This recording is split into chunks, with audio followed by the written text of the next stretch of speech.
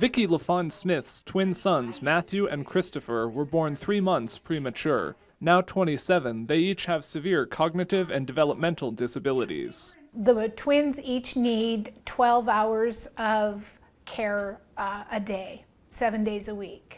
LaFawn Smith's family is one of many relying on Community First Choice and Personal Assistance Services programs through Montana DPHHS. The programs support in-home caregivers to provide individually tailored services for the elderly and those with disabilities. I want to always be able to have resources so that I can take care of them in our home and not have them go into any institutional group home settings. We first spoke to LaFawn Smith in January after she received a letter telling her her son's services would be reduced. Caregivers would be available fewer hours each week to help them with things like meal preparation and exercise. The change took effect several weeks later. No one had time to adjust to that change. Since then, LaFawn Smith says she has had to take many hours off from work to cover the reduced services herself. She also says 2 of her son's care workers left for other jobs after their hourly wages were cut.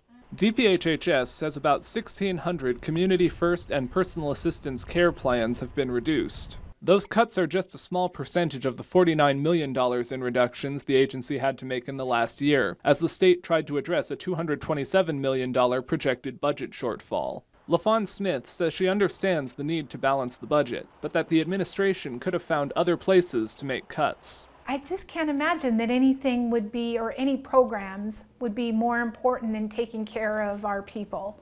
She says she wanted to share her story to show the impacts the state's decisions have on families like hers. This is real life we're talking about. Jonathan AMBARIAN, MTN News, Helena. Montana DPHHS released a statement from Director Sheila Hogan. In it, she said DPHHS is doing all we can to minimize the impacts to the people we serve. Many factors will be considered in all the reductions before us, including protecting those persons who are most vulnerable and most in need.